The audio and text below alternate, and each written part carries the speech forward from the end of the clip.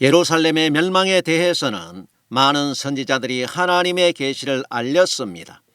그 중에 예레미야 선지자도 예루살렘 성벽과 성전이 파괴될 것을 애통하는 심정으로 애가를 지어 불렀습니다. 예레미야 애가 2장 13절 말씀부터 보면 처녀 예루살렘이여 내가 무엇으로 내게 증거하며 무엇으로 내게 비유할꼬 처녀 시온이여 내가 무엇으로 내게 비교하여 너를 위로할꼬 너의 파괴됨이 바다같이 크니 누가 너를 고칠소냐 내 선지자들이 내게 대하여 헛되고 어리석은 묵시를 보았으므로 내 죄악을 드러내어서 내 사로잡힌 것을 돌이키지 못하였도다. 저희가 거짓 경고와 미혹해 할 것만 본다고 말씀하고 있습니다. 예루살렘이 멸망해가는 위기 속에서도 선지자들은 거짓 예언으로 백성들을 미혹하기 위해서 악한 묵시를 남발하는 것을 보면서 예레미야 선지자는 탄식하고 있습니다. 선지자들이 하나님의 말씀을 따르지 않고 헛된 계시와 미혹해 하는 영들만 추종하는 것입니다. 그러므로 공의와 율법이 사라진 예루살렘을 하나님께서 정리하시는 것입니다. 미가 선지자도 율법이 사라지고 불법만 가득한 예루살렘을 향해서 이렇게 말씀하고 있습니다. 미가 3장 1절 말씀에 내가 또 이르노니 야곱의 두령들과 이스라엘 족속의 치리자들아 청컨대 들으라 공의는 너희의 알 것이 아니냐 너희가 선을 미워하고 악을 좋아하여 내 백성의 가죽을 벗기고 그 뼈에서 살을 뜯어 그들의 살을 먹으며 그 가죽을 벗기며 그 뼈를 꺾어 다지기를 남비와 속 가운데 담을 고기처럼 하는도다. 그때에 그들이 여호와께 부르짖을지라도 응답지 아니하시고 그들의 행위에 악하던 대로 그들 앞에 얼굴을 가리우실 것이라고 말씀하고 있습니다. 예루살렘 제사장들과 방백들의 행동에서 공의와 정의가 사라졌다고 미가 선지자는 말씀하고 있습니다. 지도자들이 얼마나 악했으면 이들이 백성들의 가죽을 벗겨 살을 뜯어먹고 남비와 솥에 넣고 삶을 고기처럼 한다고 미가 선지자가 말씀하겠습니까? 백성들의 뼈를 꺾어 남비와 솥에 넣고 곰탕을 끓인다는 것입니다. 다시 말하면 백성들의 고혈과 기름을 짜낸다는 것입니다. 이것이 당시 예루살렘 지도자들만 그렇습니까? 미가 선지자의 기록이 오늘날 우리 교회들을 향한 하나님의 말씀입니다. 교회가 하나님의 이름으로 성도들의 재산을 헌금이라는 명목으로 빼앗고 순종하지 않으면 신앙이 없다고 교회에서 쫓아내는 일이 다반사입니다. 이런 교회가 하나님의 공의와 정의를 실천하는 교회라고 볼 수 없는 것입니다. 성도들 중에는 목사 말에 순종하면 축복이 되는 줄 알고 11조 헌금부터 시작해서 주일 헌금, 특별 헌금, 성전 건축 헌금, 생일 감사 헌금, 각종 절기 헌금, 특별 새벽 기도 헌금, 신방 감사 헌금, 차량 헌금, 부흥회 헌금, 행사 헌금 등등 이외에도 말할 수 없는 많은 헌금을 열심히 하면서 순종했지만 목사의 말대로 축복을 못 받고 나이 들어서 어렵게 생활하는 사람도 있습니다. 이렇게 성도들의 뼈까지도 잘게 썰어 솥에 넣고 알뜰히 우려먹는 교회가 열심히 기도하면서 하나님의 일을 한다고 하나님의 심판을 면할 수 있겠습니까? 하나님께서는 악한 자들이 새벽마다 열심히 부르짖고 기도해도 응답하지 않을 것이라고 말씀하고 있습니다. 우리가 살고 있는 사회는 가마솥 걸어놓고 성도들의 뼈를 꺾어서 곰탕 끓이고 있는 하이에나 교회들이 많습니다. 여러분들이 조심하지 않는다면 인간 곰탕 되는 것은 시간 문제입니다. 오래전 옛날 선지자들의 눈물과 탄식이 오늘날 우리를 향한 하나님의 음성인 것입니다. 하나님의 공의를 싫어하고 악을 좋아했던 예루살렘 지도자들은 백성들의 가죽을 벗기고 뼈까지 삶아 먹었습니다. 이들이 어떤 방법으로 했길래 백성들의 뼈까지 우려 먹었습니까?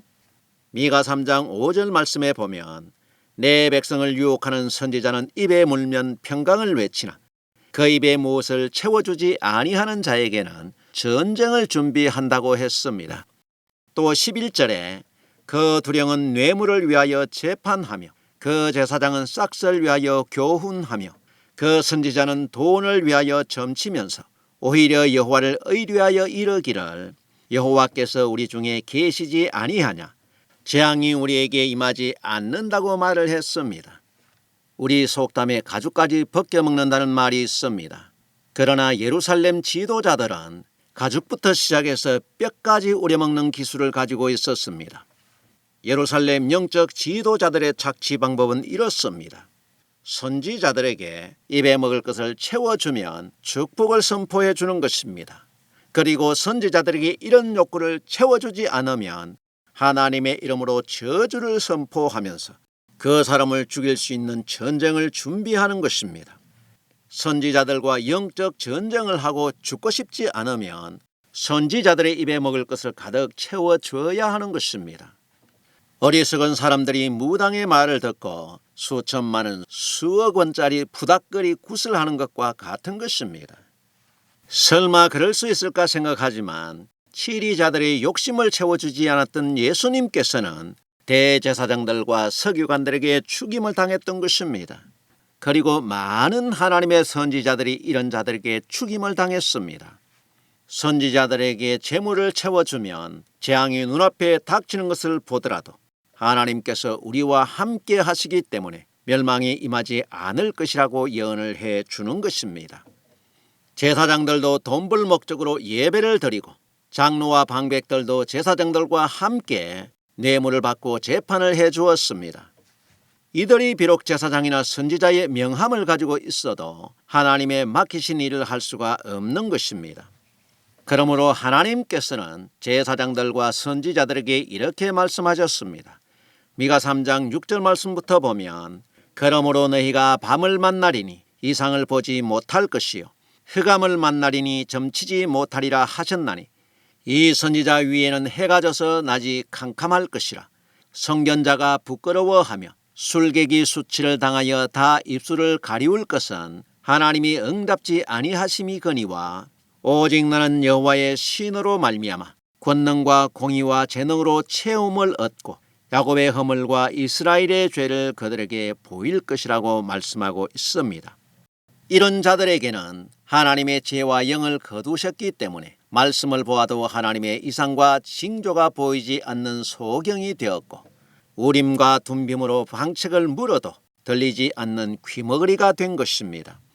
돈을 위하여 점을 치고 탐심을 위해 제사를 드리면서 공의를 미워하고 악을 사랑하는 제사장들과 선지자들에게 흑암과 어두움의 저주가 임한 것입니다. 사도행전에서도 거짓 선지자의 눈을 어둡게 만든 내용이 있습니다. 사도행전 13장 6절 말씀부터 보면 온 섬 가운데로 지나서 바보에 이르러 바예수라 하는 유대인 거짓 선지자 박수를 만나니 그가 총독 서기오 바울과 함께 있으니 서기오 바울은 지혜 있는 사람이라 바나바와 바울을 불러 하나님의 말씀을 듣고자 하더라. 이 박수 엘루마는 이름을 번역하면 박수라.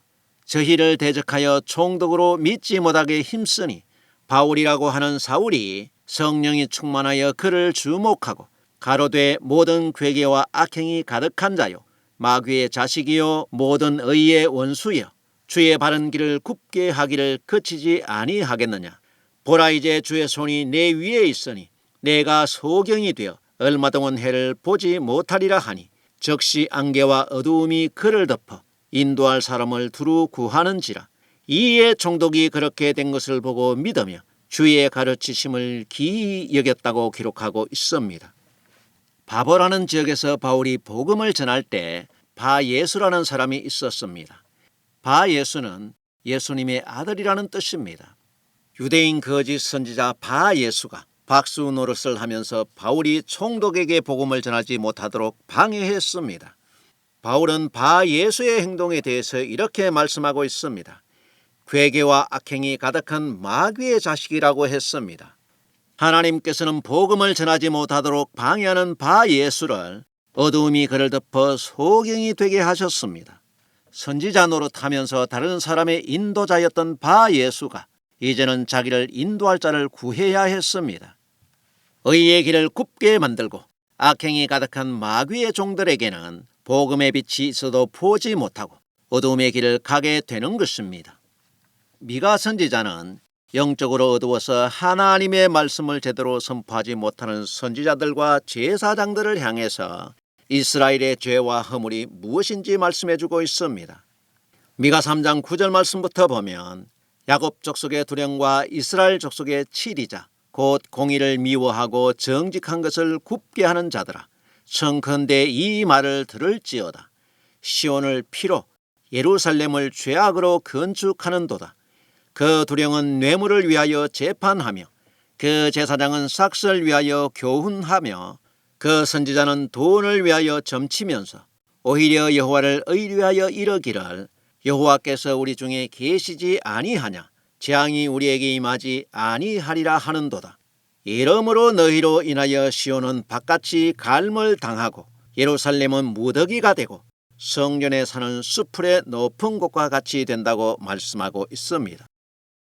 예루살렘이 멸망하고 성전이 수풀더미가 되는 것은 열방이 강력하기 때문이 아니라는 것입니다. 선지자는 돈을 위해서 점을 쳐주고 제사장들과 방백들은 뇌물을 받고 재판을 해주고 선지자나 제사장들이 하나님의 공의와 정의를 버리고 예루살렘을 죄악의 도시로 만들어 놓고도 하나님께서 우리 중에 계심으로 예루살렘은 멸망하지 않는다고 말하는 지도자들 때문에 예루살렘이 멸망하게 될 것이라고 미가 선지자는 말씀하고 있습니다. 하나님의 보냄을 받은 자는 보내신 자의 말씀을 가감없이 그대로 전해야 하는 것입니다. 이런 미가 선지자 시대뿐만 아닙니다. 창세로부터 오늘날까지 마귀는 광명의 천사로 가장한 사단의 종들을 통해서 하나님의 교회를 세상에 빠져 타락하게 만들어 왔습니다. 교회가 사회로부터 지탄을 받고 점점 망해가는 이유는 사회가 변하고 시대가 바뀌었기 때문이겠습니까? 물론 하나의 핑계가 될 수는 있습니다. 이런 하나의 이유로 교회가 문을 닫고 망해가지는 않습니다. 초대교회에서는 죽을 만큼 힘들고 어려워서 핍박 속에 문을 닫을 이유가 많았지만 교회는 문을 닫지 않았고 더 흥왕해 갔습니다. 오늘날 교회는 바예수와 같은 성직자들이 천사의 가면을 쓰고 복음을 빙적해서 의의 길을 굳게 만들고 악행을 저질렀기 때문에 말씀의 이상이 사라진 영적 흑암에 뒤덮인 것입니다. 교회가 점점 망해가는 이유는 시대가 변해서도 아닙니다. 성도들의 살을 뜯어먹고 뼈를 꺾어서 세상 성전을 건축하면서도 하나님이 우리와 함께 하시기 때문에 재앙도 우리에게 임하지 않을 것이고 심판도 우리와 상관이 없다고 말하는 거짓말하는 성직자들 때문에 교회가 하나님의 심판을 받고 망해가는 것입니다. 하나님의 선지자들은 자기들의 목숨을 담보하면서 눈물과 애가로 하나님의 뜻을 알렸습니다. 어리석어서 기름을 준비하지 못한 자는 슬피 울며 이를 가는 날을 맞이할 것이요, 지혜로운 자는 선지자들의 말을 듣고 올바른 판단과 지혜로 내 영혼이 실족하지 않도록 기름을 준비할 것입니다.